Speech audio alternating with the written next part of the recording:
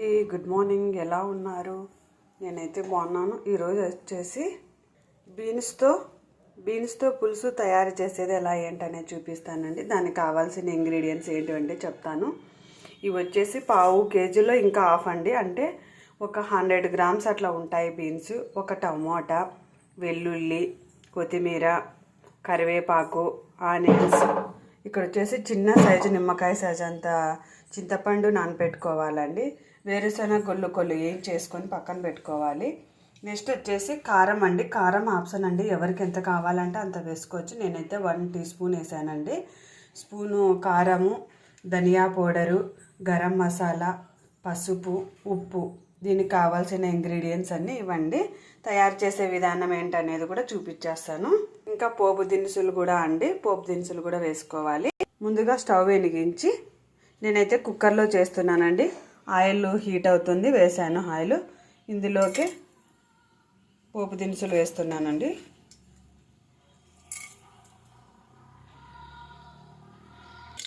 పోపు దినుసులు చిటాపటాడుతున్నప్పుడు వెల్లుల్లి కొంచెం లైట్గా దంచి వేసేసుకోవాలండి. కొద్దిగా కరివేపాకు కూడా వేసుకోవాలి.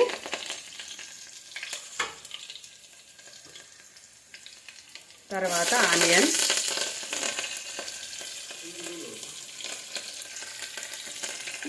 ఇవి కొంచెం వేయించాలండి.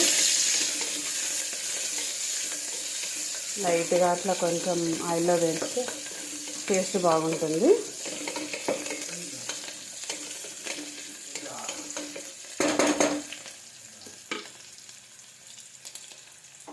ఇందులోకి బీన్స్ ముక్కలు కూడా వేసుకోవాలండి. బీన్స్, టమోటా ముక్కలు అన్నీ వేసేసుకోవాలి.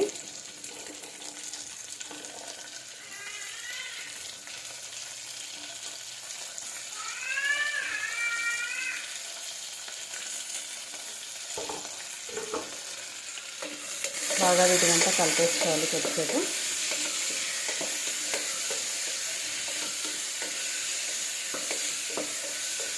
ఫ్రై అంటే కొద్దిగా మంది తినరు కదండి, ఎక్కువ బీన్స్ అంటే ఎవరు ఇష్టంగా తినరు.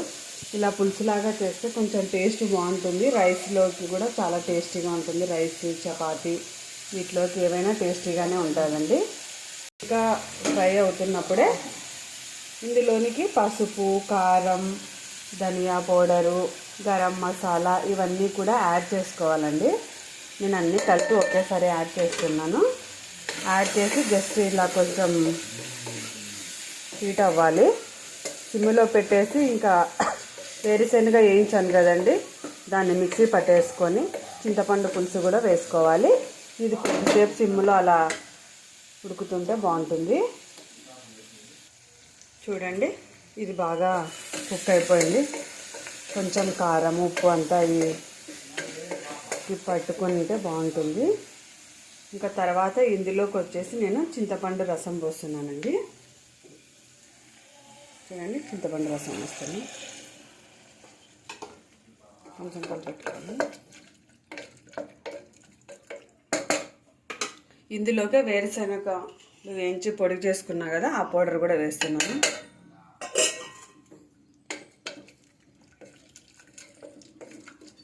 మనకి ఎంత వాటర్ కావాలో అంత వేసుకోవాలండి దీంట్లోకి. నేనైతే కొంచెం వాటర్ ఎక్కువ వేస్తాను. పులుసు అన్నాను కదా, కొంచెం వాటరీగా ఉంటే టేస్ట్ బాగుంటుంది.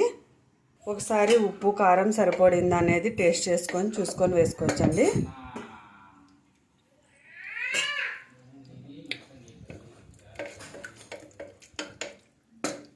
నాకైతే అన్నీ సరిపోయాయండి, టేస్ట్ చూసాను. కొంచెం కొత్తిమీర కూడా వేసేసుకుంటున్నాను, కొత్తిమీర తరుగు. నేనైతే వాటర్ కూడా పోస్తున్నాను ఇందులోకి.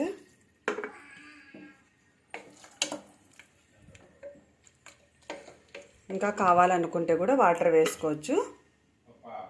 ఇంకా నేనైతే ఇందులోకి 2 గ్లాసెస్ వాటర్ వేసానండి, మరీ ఎక్కువ ఏం కాదు.